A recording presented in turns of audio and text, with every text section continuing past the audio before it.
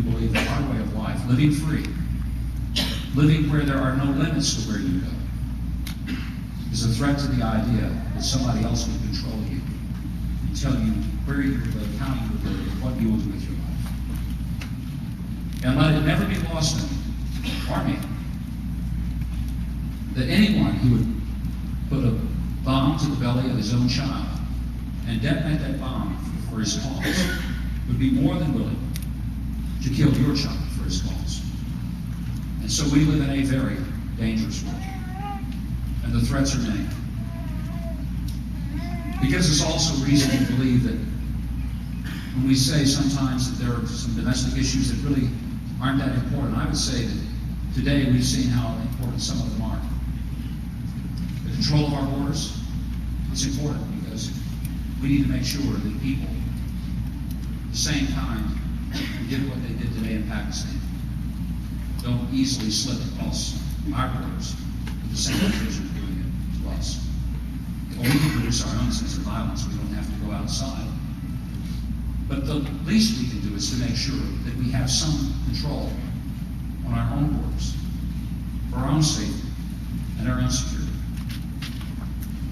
We have to begin to realize that freedom is a gift, but like any gift, it has to be protected, preserved, if it's going to be passed on to the next generation. And if we don't take that responsibility seriously as individuals, we can't expect that the politicians are going to always have our best interest in mind. And that's one of the concerns that I guess I bring in this particular arena of politics today. There are many people who have given up that it really matters whether they vote, it matters whether they participate. And I think a lot of people just get completely bummed out about the whole process. I don't really blame them. It's easy to think that no matter who gets elected, they end up forgetting where they came from and what they were sent to do. Several years ago, I was speaking at a banquet up in North Arkansas. It was a Republican Party dinner called the Lincoln Day Dinners around Lincoln's birthday in February. I was Lieutenant Governor of Arkansas, having been in that job a little more than a year, and invited to be the guest speaker at the banquet. So I was driving up to Mountain Home, Arkansas, from the Ozarks, where it was going to be held. It was a buffet arrangement, so people would come by, pick up their plates, get their food, and go and be seated. So I had a smart idea. Being a student politician, I'd stand there where they had to pick up their plates. That way, I'd personally shake hands with and visit every single person who was coming through the line. And that's smart if you're running for office. So I stood there, and all the people came by, got their plates. I said hello, shook their hands. When all of them had gotten their food and went to be seated, had gone to be seated, I looked around, realized nobody else was coming, so I thought, well, it's time for me to get my place. So I reached down, got my place, started to go through the line. The young man who was at the hotel working the event looked over at me and said, "Excuse me, do you have a ticket?" And I said, "Well, actually, I don't." I said, "You see, I'm the guest speaker tonight, and so they didn't send me a ticket. They just assumed that I would be able to eat." Well, he said, "Well, I don't know about that. All I know is that I was told that nobody's supposed to have a plate unless they get a ticket, so I don't guess I'd let you have a plate." I said, "Well, you don't recognize me. I'm Mike Huckabee. I'm your Lieutenant Governor, and I'm the speaker here tonight." He said, "Oh, you're the Lieutenant Governor.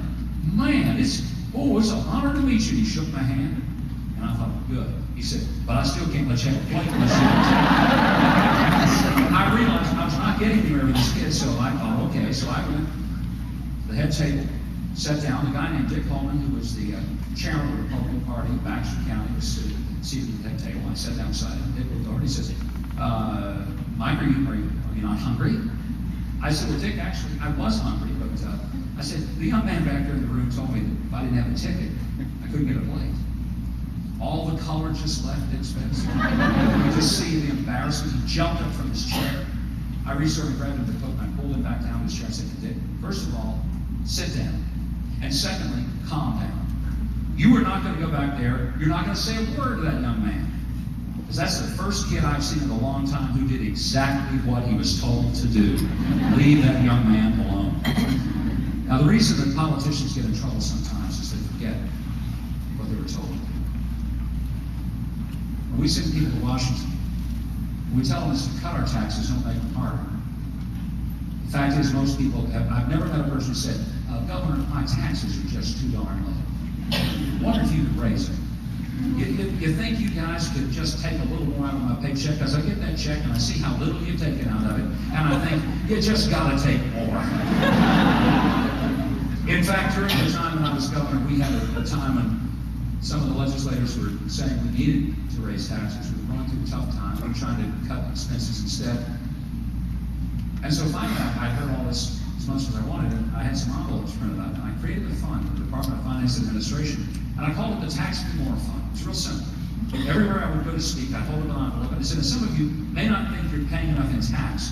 I've discovered that there is no law in Arkansas that forbids you giving more than you're legally obligated to pay.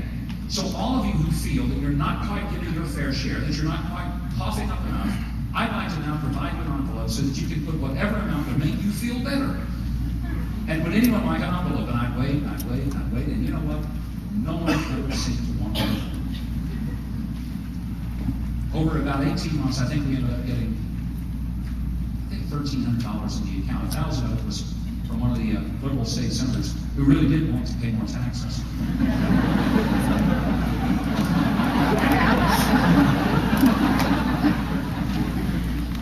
I just thought he should have paid even more than $1,000, you know. That was pretty cheap of him, if that's all they could do.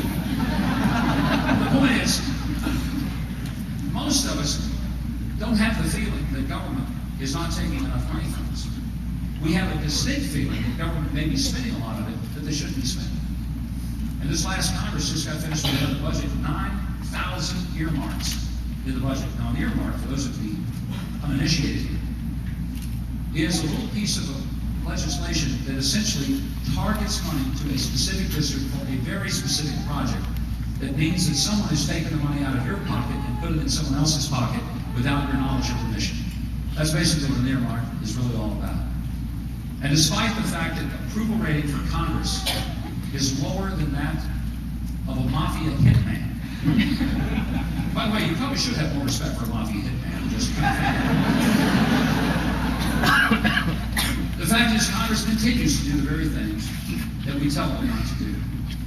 We've told them to secure our borders, and they've not done it. We've told them to give us a vibrant economy, and instead, they have earmarks, add things to their own districts.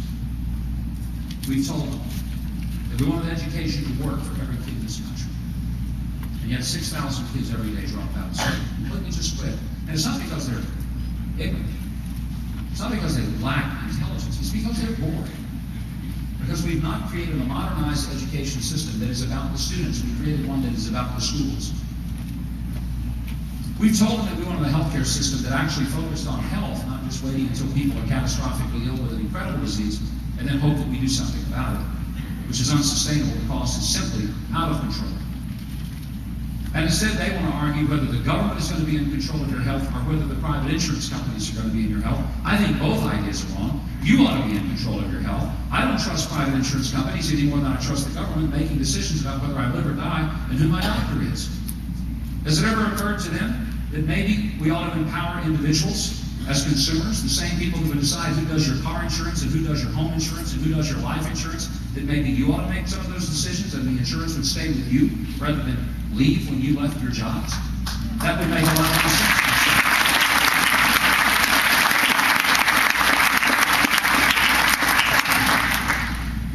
And we've told Congress for years that we needed to become energy independent because one of the reasons that we are embroiled in the international conflicts that we are is because of our dependence upon foreign oil produced by countries who do not care that much for us. In fact, in many cases, they don't like us at all. And here's the harsh reality. We today, as Americans, are paying for both sides of the war on terror. Our tax dollars finance the military that fights it. And our oil dollars, every time you put that credit card in the gas pump, you might as well be sending a Hallmark card to the Middle East and the House of Saud and telling the Saudi royal family, congratulations, we've just made you more obscenely rich than you already were. This country has got to be able to finally say that within a decade, we are going to be completely energy independent, and we will tell the Saudis and the rest of the world that we don't need your oil any more than you need your sand. You can keep both of them because this country is going to be free because it's going to be energy independent. And if it's not energy independent, it can be free.